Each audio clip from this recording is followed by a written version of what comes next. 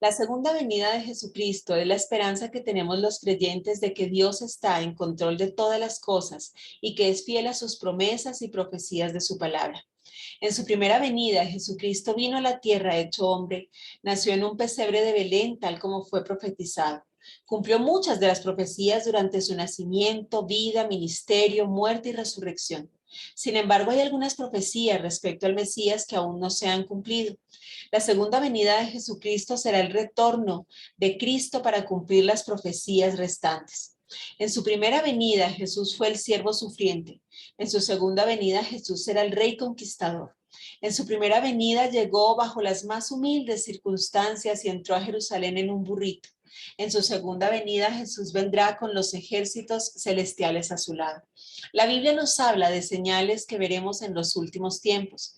En los evangelios de Mateo, Marcos y Lucas nos presenta las preguntas que hicieron los discípulos a Jesús acerca de los últimos tiempos y su clara respuesta a estas.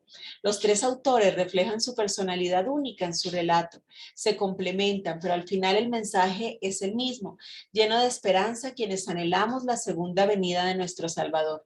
En Mateo habla de tres preguntas, Marcos de dos, y Lucas en cambio da respuesta a la primera. En los dos primeros el énfasis se colocó sobre las dos últimas preguntas formuladas al Señor Jesús. ¿Cuál será la señal de tu venida? ¿Y cuáles serán las señales del fin del mundo? En el Evangelio de Mateo lo más importante es el regreso de Cristo y él respondió a las preguntas relacionadas con ese evento. En el Evangelio de Lucas dio respuesta en cambio a la primera.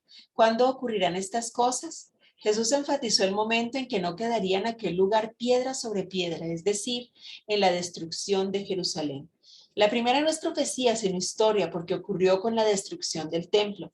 Las otras dos tienen que ver con su segunda venida y las advertencias que los creyentes recibimos sobre los últimos tiempos, que veremos con un poco más de detalle a continuación. Nos habla de falsos cristos, guerras, terremotos y mucha destrucción. Todo ello como un evento común durante esta etapa de espera.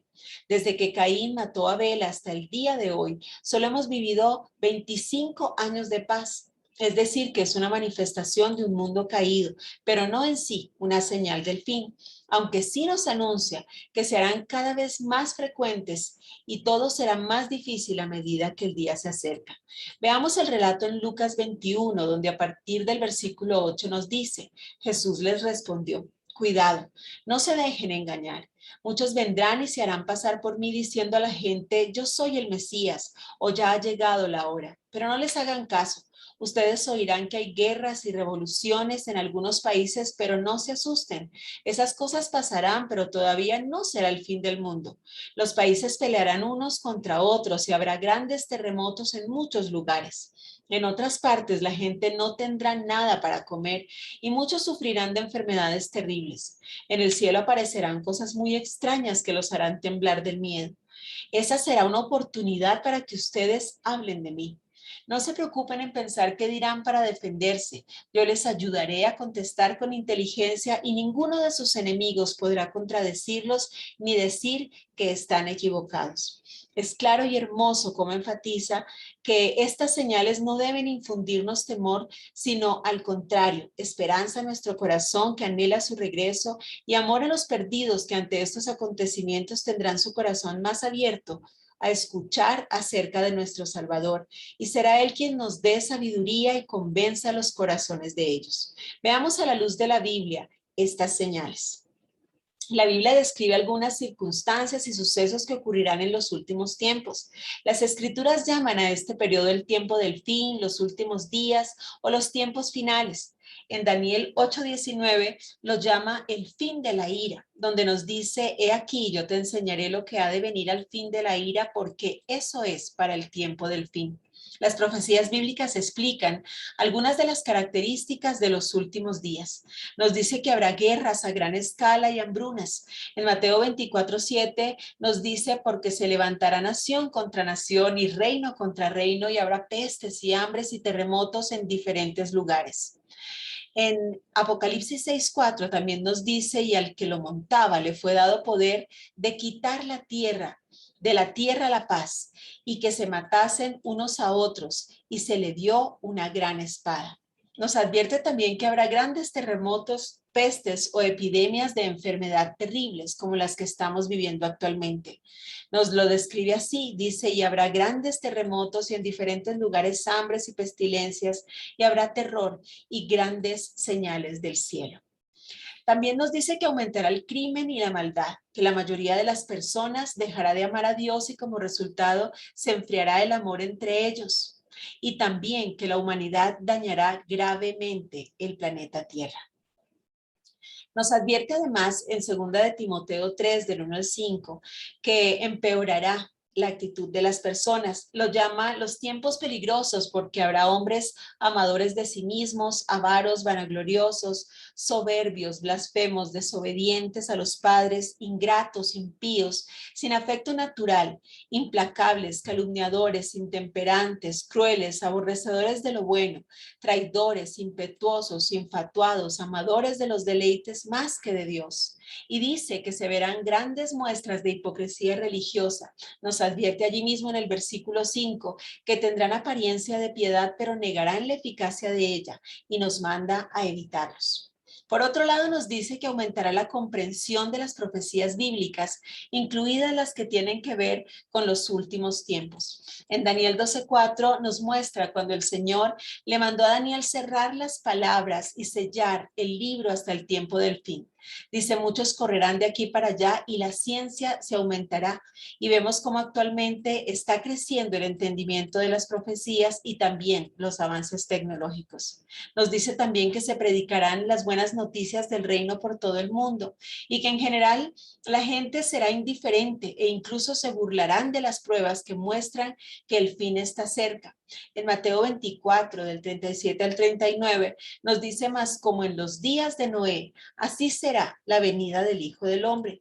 Porque como en los días antes del diluvio estaban comiendo y bebiendo, casándose y dando en casamiento, hasta el día en que Noé entró en el arca, y no entendieron hasta que vino el diluvio y se los llevó a todos. Así será también la venida del Hijo del Hombre. Segunda de Pedro 3, del 3 al 4, también nos alerta al respecto, sabiendo primero esto, que en los postreros días vendrán burladores, andando según sus propias concupiscencias y diciendo, ¿dónde está la promesa de su advenimiento? Porque desde el día en que los padres durmieron, todas las cosas permanecen así, como desde el principio de la creación. Nos dice Mateo 24:33 que se cumplirán todas estas profecías a la vez, no solo unas pocas o la mayoría de ellas. Las señales se están cumpliendo y sin duda son los últimos tiempos, pero al decir que aún no es el fin, se refiere a los acontecimientos que lo anteceden y es que como iglesia tenemos la esperanza que seremos arrebatados y llevados con él a un lugar seguro donde estaremos a salvo de la gran tribulación que se dará en la tierra y que sufrirán quienes en ese momento no hayan aceptado a Cristo como su Señor y Salvador.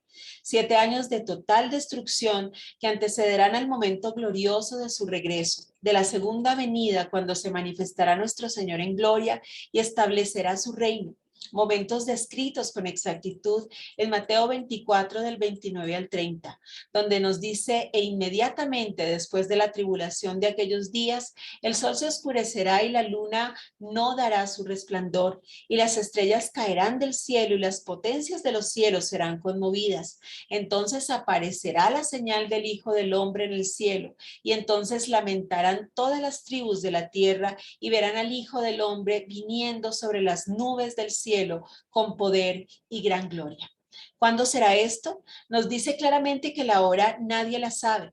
Por eso nos hace el llamado de velar y orar, de vivir para glorificar a Dios, morir al pecado y a todo aquello que nos aparte de Él, ganando cada día a quienes no le conocen, con profundo amor a los perdidos, lo que significa estar alerta, anhelando el día de nuestro arrebatamiento que nos librará de la gran tribulación y nos llevará a estar en gloria con Él.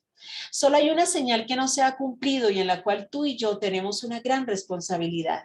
Mateo 24:14 dice, y será predicado este evangelio del reino en todo el mundo para testimonio a todas las naciones y entonces vendrá el fin.